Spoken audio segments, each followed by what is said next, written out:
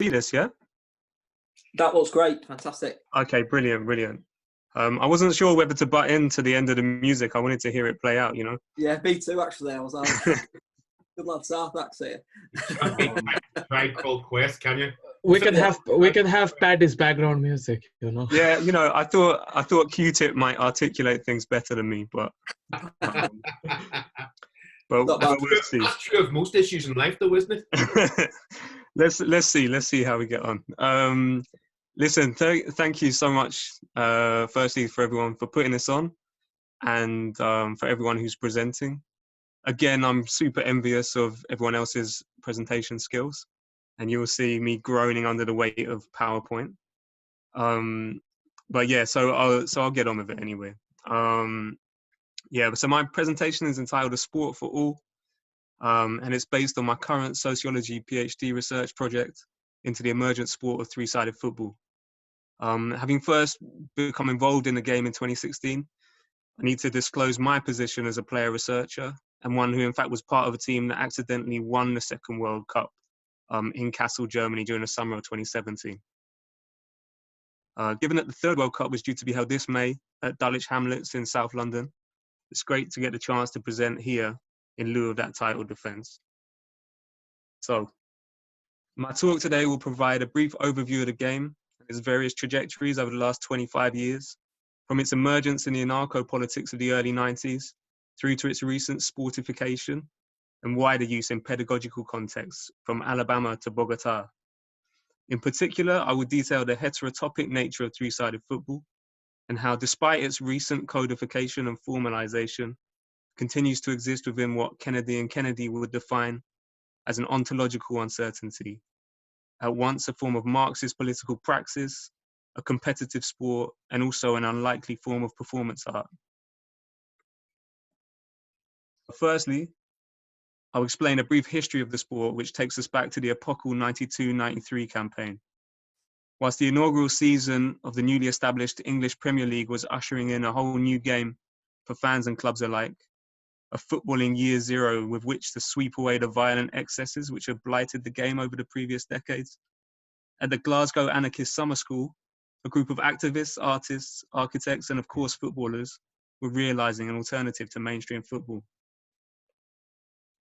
Born in 1962, a time of Manichaean Cold War binaries, and as an illustrative example of his notion of trialectics, the Danish philosopher and artist Asger Jorn first devised three-sided football as a way to demonstrate how moving beyond dialectic approaches to given circumstances produced a naturalizing or neutralizing influence.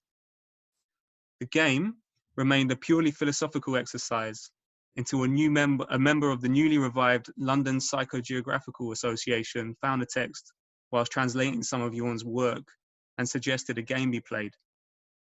Early experiments included, with various degrees of success, rotating pitches powered by bicycles and all team members being tied together by a single length of cord.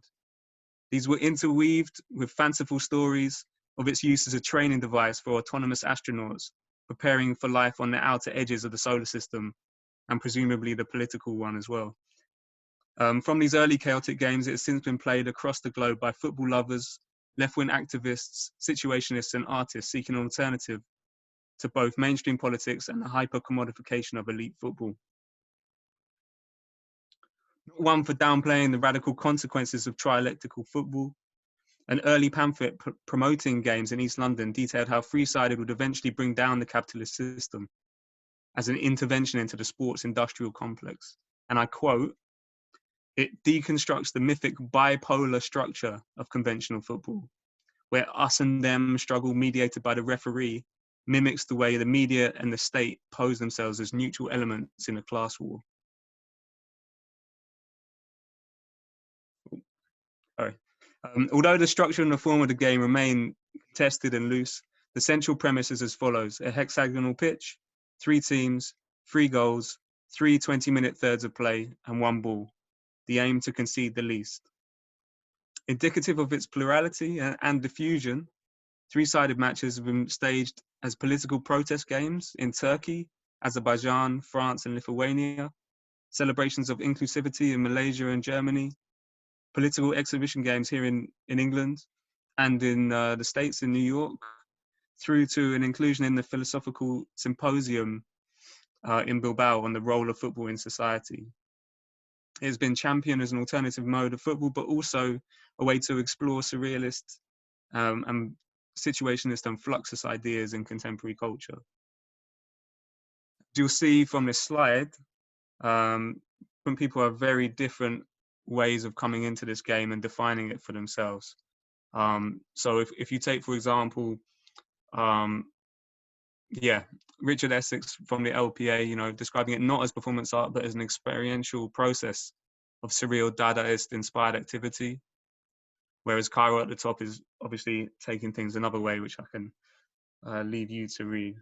But yeah, this is indicative of this plurality. So despite such plurality, since the first official World Cup in Silkeborg, Denmark, and the establishment of the London Luther Blissett League in 2014, Freesiders has been growing in popularity with those seeking an alternative to amateur football contexts.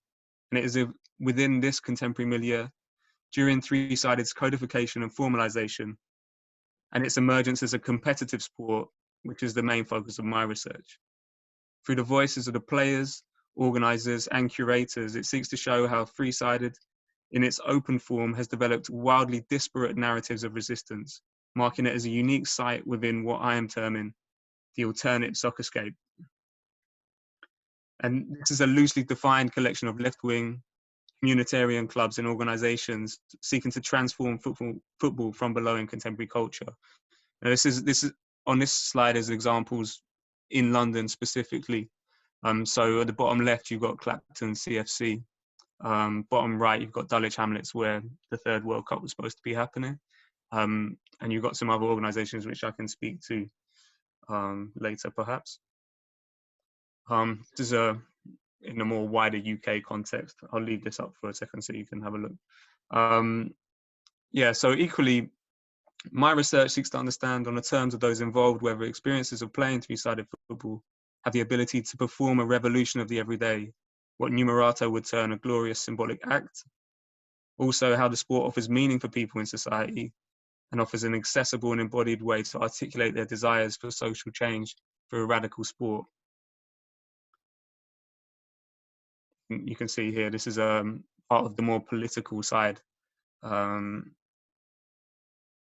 So yeah, my research also asks how the recent sportification of the game is indicative of the difficulties involved in realizing and popularizing revolutionary ideas in the fully lived space, subject to pre-existing structures and values associated with modern sports practice and political activism. Also, the vagaries of popularizing desires for change beyond their original cultural context. And this final slide shows some more of the experimental iterations that have been happening. So the middle one is in Lithuania, and the other two are both from England. Yeah, so that's the end of the thing. So thanks very much. Brilliant. Thanks for that, Benji.